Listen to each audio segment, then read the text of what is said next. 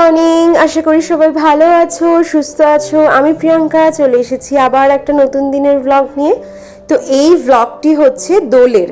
তো তখন তো একটু ব্যস্ত ছিলাম বলেছিলাম, তাই তখন আর ভিডিওগুলো আপলোড করে হয়ে ওঠেনি, কিন্তু ভিডিওগুলো আমি করে রেখেছিলাম, ক্লিপগুলো নিয়ে রেখেছিলাম, এখন ওগুলোই আপলোড করছি। তো আজকে সন্ধ্যাবেলায় আমরা চলে এসেছি ওর অফিসের কাছে। আমার অফিস থেকে আমি ফার্স্টে ওর অফিসের কাছে আসি, তারপর ওখান থেকে আমরা দুজন বাড়ি যাই। ওর অফিসটা যেহেতু আমাদের বাড়ি থেকে একটু বেশি কাছে, তো আমি ওর বাড়ির অফিসের কাছে এসে একসাথে দুজন বাড়ি যাই। তো ওর অফিসের সামনে না অনেক দিন ধরে একটা মেলা বসেছিল, এই দোলের মানে দোল উপলক্ষেই মেলাটা বসেছে। তো ও অনেক দিন ধরেই বলছিল, আর আমিও যেতে আসতে রোজই দেখছিলাম, কিন্তু কোনোদিনই টাইম হয়ে উঠছিল না। তো কাল যখন ছুটি আছে, তাই জন্য ভাবলাম আজকে লেট হলে কোনো প্রবলেম নেই, তাই জন্য আজকে একটু মেলাটার কাছে এসেছি। বেশ ভিড় হয়েছে, কিন্তু আসলে রমজান চলছে প্লাস দোল, তো সব কিছু মিলিয়েই না বেশ ভালোই ভিড় হয়েছে। অনেক বছর পরে আমি এই মেলাতে এলাম। যখন কলকাতায় থাকতাম আমি ভীষণ মেলা যেতে ভালোবাসতাম। মায়ের সাথে তো আমি প্রচুর মেলা যেতাম, মানে ওখানে যাই মেলা হতো, বিধাননগর মেলা থেকে শুরু করে সুভাষ মেলা, ছোটোখাটো মেলাগুলো, বাগুইআটির একটা বিশাল বড় মেলা হতো, তো মোটামুটি সব মেলাই আমি কভার করতাম। এই মেলাতে গিয়ে টুকটাক জিনিস কেনা, একটু খাওয়ার দাওয়ার খাওয়া, তারপরে মেলার জিলিপিও আমার ভীষণ ফেভারিট ছিল।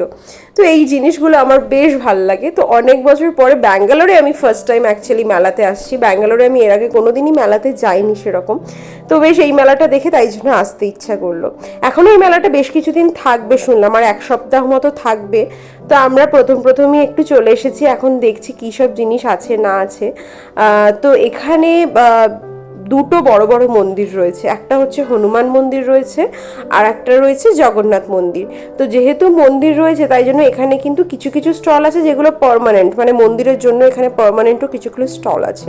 এই যে দূরে দেখতে পাচ্ছ, ওই মন্দিরটি হচ্ছে জগন্নাথ মন্দির। ভীষণ সুন্দর এই মন্দিরটি, কিন্তু এখনও ভেতরে ঢোকার সুযোগ হয়নি। ইচ্ছা আছে একদিন বেশ আসবো টাইম করে, তখন মন্দিরে ঢুকবো। হনুমান মন্দিরটি যেটা আছে ওটা মাঝে মধ্যেই আমরা যাই, কেননা যখন অফিস থেকে ফিরি মাঝে মধ্যেই মন্দিরে দর্শন করে চলে যাই। তো এখানে এত সুন্দর পিওপির স্ট্যাচুগুলো রয়েছে, খুব সুন্দর লাগছে। আগের বারে এখান থেকে অনেকগুলো কিনে নিয়ে গেছিলো, তো সেই জন্য ওখানে এইবারে এগুলো দেখছি না। এবারে যেটা দেখছি, এই পোস্টার্সগুলো হঠাৎ করে বেশ ভালো লাগলো, মানে পাশ দিয়েই যাচ্ছিলাম তখনই দেখলাম এই ছোট থেকে বড় বিভিন্ন মিডিয়াম সাইজেরও, বিভিন্ন সাইজের আর কি এখানে পোস্টার্স রয়েছে, ফ্রেম রয়েছে। তো যেরকম এরকম নর্মাল পোস্টার্স রয়েছে, আর কেউ যদি সেটাকে ফ্রেমে চায় তাহলে ফ্রেমও রয়েছে। তো দু রকমেরই রয়েছে। তো আমরা একটু এইগুলোই নেবো ভাবলাম, কারণ নতুন বাড়িতে এসেছি, ওখানেই ভাবলাম কয়েকটা এই পোস্টার্স লাগাবো। আমরা দুজনে এইরকম একটু পোস্টার্স কর্নার, মানে একটু ওয়াল অফ লাইক গ্যালারি এরকম টাইপের বেশ ভালো লাগে দেখতে। তো এখানে প্রত্যেকটা পোস্টার্সই সব খুব সুন্দর ছিল। ও কয়েকটা চুজ করলো, আমিও কয়েকটা চুজ করলাম, তো ওখান থেকে নিয়ে নিয়েছি। জিনিসপত্র টুকটাক কেনাকাটা করতে করতে দেখতে দেখতে দেখি এখানে প্রসেশন স্টার্ট হয়ে গেছে। আসলে এখানে জগন্নাথ মন্দির আর হনুমান মন্দির ছাড়াও আরেকটি মন্দির রয়েছে, যেটা এখানকারই ভাড়ালক্ষ্মী, মানে কোনো লক্ষ্মী ঠাকুরেরই মন্দির। ভীষণ সুন্দর করে সাজানো ছিল। এখন ওনার প্রসেশন চলছে, মানে এই সিংহাসনের মতো করে, এই যে যেরকম আমরা ঠাকুর যখন কার্নিভালের মতো হয় না যেরকম কলকাতায়, সেরকম এখানেও কোনো পুজো থাকলে ওনারা ঠাকুরকে নিয়ে পুরো এরিয়াটাতে ওনারা ঘুরতে থাকেন, যাতে সবাই দর্শন করতে পারে। তো সেই জন্যই এখন এটা শুরু হয়েছে। খুব সুন্দর সাজানো ছিল, অসম্ভব দেখতে সুন্দর লাগছিল। তো আমরা ওটাই দাঁড়িয়ে দাঁড়িয়ে দেখছিলাম। আর এখানে ভালোই হলো যে মন্দিরে যাওয়ার আগেই ঠাকুরের দর্শন হয়ে গেল বাইরে থেকেই। এখন এটা বেশ কদিন চলবে। তো চলো কেনাকাটা করে ফিরি বাড়ি। তো বাড়ি চলে এসেছি, বেশ কয়েকটাই জিনিস কেনা হলো, অনেক খুব কিনিনি, বাট কয়েকটা জিনিস টুকটাক কিনেছি। আর এখানে নিয়ে এসেছি কয়েকটা ড্রাই ফ্রুটস, পোস্ত, মৌরি। অ্যাকচুয়ালি বানাবো ঠান্ডায়, এইটা এমনিতেও গরমকাল, আর দোল মানেই তো একটু ঠান্ডায় এইসব তো ভালোই লাগে। তো সেই জন্যই আমি কয়েকটা ড্রাই ফ্রুটস নিয়ে এসেছি, আজকে ঠান্ডায় বানাবো। আসলে ওভারনাইট সোক করে রেখে দেবো, যাতে কালকে জিনিসটা ভালো করে ফার্মেন্টেড হয়ে যায়। তো মেলা থেকে কী কিনলাম সেটাই বলা হলো না।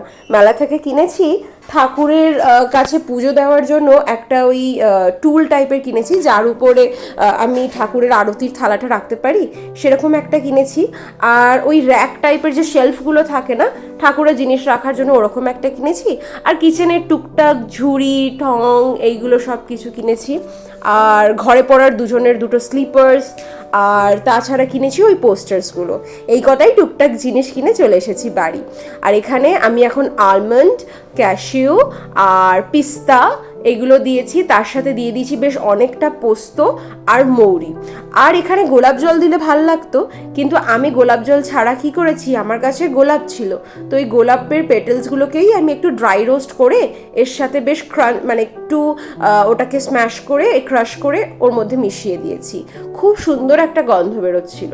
এবারে জল দিয়ে আমি এটাকে পুরো সোক করে রেখে দেবো, কালকে এটাকে পেস্ট করব। আর রাত্রেবেলা আর একটা কাজ করে রেখে দিচ্ছি, সেটা হচ্ছে মাটন ম্যারিনেট করব। এখানে দেখো 2 প্যাকেট আমি মাটন এনেছি, 500 গ্রাম 500 গ্রাম, 1 কেজির মাটন। আসলে মাটনটা আমরা একটা বাঙালি দোকান থেকেই আনি, কিন্তু আজকে সেখানে মাটন অ্যাভেলেবেল ছিল না, তো সেই জন্য মাটনটা এখান থেকেই আমি অনলাইনেই অর্ডার করে নিয়ে এসেছি। তো মাটনটাকে আমি এখন রাত্রেবেলা ম্যারিনেট করব এই কারণেই, কেননা কালকে একটু বিরিয়ানি বানাবো, ছুটির দিন, মাঝে মধ্যেই আমাদের বিরিয়ানিটা বানানো হয়। তো প্রত্যেকবারই চিকেন বিরিয়ানি বানাই, মাটন বিরিয়ানিটা আমি সেরকমভাবে কোনোদিন আগে বানাইনি। তো ও বললো যে এবারে একটু মাটন বিরিয়ানি বানা। তো যাই হোক, মাটনটাকে আমি প্রথমে নিয়ে নিয়েছি। যেহেতু মাটন বিরিয়ানি, সেই জন্যই যদি আগের রাত থেকে ম্যারিনেট করে রাখি, তাহলে জিনিসটা অনেক ভালো করে মানে ম্যারিনেটেড থাকে বা অনেক জুসিও হয় মাংসটা। তো আমি মাংসটা ম্যারিনেট করার জন্য এখানে একটু বেরেস্তা ভেজে নিচ্ছি, কেননা মাটনটার বিরিয়ানির যখন আমি মাটন বা চিকেন যেটাই ম্যারিনেট করি, তার সাথে একটু বেরেস্তা দিয়ে আমি ম্যারিনেট করি, টেস্টটা বেশ ভালো আসে। তো বেরেস্তাটা যখন এই সাদা সাদা মতো রয়েছে, মানে একটু ব্রাউনিশ রয়েছে, তখনই আমি তুলে নেব, কেননা যদি বেশি ব্রাউন করে নামাই না, তাহলে জিনিসটা অনেকটা বেশি তেতো হয়ে যায়। আর যদি এই রকম পর্যায়ে আমি নামিয়ে নিই, তাহলে জিনিসটা একটু পরে নিজের রঙটা একটু আরেকটু ব্রাউন হয়ে যায়, তো ওটা বেশি টেস্টি হয়, মানে একটু মিষ্টি মিষ্টি হয়। তো দেখো, আমি ওই অবস্থায় নামিয়ে নিয়েছিলাম, আর একটু পরেই এটা কিন্তু একদম ব্রাউন, যেটা বেরেস্তার কালার হয় সেরকম হয়ে গেছে। তো আমি এখন মাটনটা ম্যারিনেট করার জন্য এখানে দিয়ে দিয়েছি দই, বেরেস্তা, নুন, তার সাথে দিয়েছি লঙ্কা গুঁড়ো, গোলমরিচ গুঁড়ো, আমি যে বিরিয়ানি মশলাটা বানিয়ে রাখি সেইটা, মানে হচ্ছে জায়ফল, জয়িত্রী, এলাচ, লবঙ্গ, বড় এলাচ, এইগুলো দিয়ে একটু ম্যারিনেট করে রেখে দিয়েছি, কালকে রান্না হবে। আজ হচ্ছে পরের দিনের সকাল। প্রথমেই যেটা করছি, ঠান্ডাইয়ের পেস্টটা বানিয়ে নিয়েছি। ওই যে ড্রাই ফ্রুটসগুলো ছিল, ওগুলো তো ভিজে পুরো ফুলে গেছিলো। প্রথমে ওই পেস্টটা বানিয়ে ওটাকে ফ্রিজে রেখে দিয়েছি, বিকেলবেলা খাবো। আর এখানে আমি বিরিয়ানির আলু ভাজতে বসিয়ে দিয়েছি, মাটনটাকেও ফ্রিজ থেকে বার করে নিয়েছি। এখন এই মাটন আর আলু একসাথে দমে বসাবো। তো এইখানে মাটনে আমি আরেকটা জিনিসও দিয়েছিলাম কালকে, যেটা হচ্ছে একটু সামান্য কেওড়া জল, তাহলে কি হয়, গন্ধটা খুব ভালো আসে। তো এখানে আমি নিয়ে নিয়েছি প্রেশার কুকার। প্রেশার কুকারে এখন আমি একটু ঘি গরম করে দিয়ে দিয়েছিলাম, আর তার মধ্যে এখন আমি প্রথমে মাটনগুলোকে দিয়ে দিলাম, আর উপরে ওই 4টে ভেজে রাখা আলু, মানে হালকা করে আলুগুলোকে ভেজে নিয়েছি, দিয়ে এখন এর মধ্যে দিয়ে দিলাম। এটা মোটামুটি আমি 35 থেকে 40 মিনিট একদম লো ফ্লেমে রাখবো, একটু আঁচটাকে বেশি করব না, তাহলে কি হবে, ওই যে জুসি ব্যাপারটা থাকে ওটা অনেকটা কমে যাবে জলটা। আর এখানে যতক্ষণে ওটা হচ্ছে, ততক্ষণে আমি এখানে চালটা ধুয়ে চালটাকে ভিজিয়ে রেখে দেবো। চালটা যতক্ষণ ভিজতে টাইম পাবে, তত তাড়াতাড়ি নরমও হয়ে যাবে। তো এখানে এই যে আমার 35-40 মিনিট হওয়ার পরে আমার মাটনটা এখানে রেডি হয়ে গেছে। খুলতে না খুলতেই ভীষণ সুন্দর একটা গন্ধ আসছে। বলে রাখি যে মাটনের সাথেই আমি আলুটা দিয়েছি দুটো কারণে। এক তো হচ্ছে ওই কালারটা একটা খুব সুন্দর চলে আসে, আর সেকেন্ড হচ্ছে এই যে মাটনের জুসটা বেরোয় না, তার সাথে যখন আলুটা থাকে, তখন আলুটাও ভীষণ জুসি, বেশ খুব সুন্দর দেখতে হয়, একটু সোনালি সোনালি রঙের হয়ে যায়, তো দারুণ লাগে। তো এই যে দেখো, আলুটা বেশ জুসি, আর অয়েলটাও পুরো ঢুকে গেছে, খুব সুন্দর লাগছে। তো এখানে আমি আলু, মাটন আর মাটনের যে ইয়াখনিটা বেরিয়েছে, এই তিনটাকে আলাদা আলাদা করে রাখবো। মাটনটাকে আলাদা করে নিয়েছি, ইয়াখনিটাকে করে নিয়েছি, দেখো কত তেল বেরিয়েছে, দইটা দিয়েছিলাম বলে। আর মাটনটাও বেশ ভালো মনে হচ্ছে কোয়ালিটিটা। তো আলু, মাটন আর ইয়াখনি, এই এই তিনটে আমার আলাদা আলাদা করে রাখা রয়েছে, কেননা আমি যখন লেয়ারিং করব বিরিয়ানি তখন এই তিনটেকেই আলাদা আলাদা করে লেয়ারিংয়ের সময় দেব, তাহলে জিনিসটা সবকটাই ভালোভাবে লেয়ারিংয়ে যাবে। আর এগুলো করতে করতেই পাশেই আমি ওভেনে বসিয়ে দিয়েছি জল গরম করতে। জলের মধ্যে একটুখানি সাদা তেল, শাহজিরা আর হচ্ছে গোটা গরম মশলা, একটু পুদিনা পাতা, এগুলো দিয়ে জলটাকে গরম করতে বসিয়েছি। আর চালটাকে এর মধ্যে ফুটতে দিয়ে দিয়েছি, দিয়ে দেবো একটু নুন। মোটামুটি 80% মতোই চালটাকে করব। আর ততক্ষণে এখানে লেয়ারিংটা শুরু করে দিই। চাল যতক্ষণে হবে এখানে লেয়ারিংও শুরু হয়ে যাবে। তো এখানে আমি তেজপাতা দিয়ে সবসময় ডেচকিতে আমি লেয়ারিংটা করি বিরিয়ানির, কেননা তাহলে কি হয় যে তলা যদি লেগেও যায় সেটা কি হয় তেজপাতাতেই লাগবে, বিরিয়ানি আমার কখনো জ্বলে যাবে না।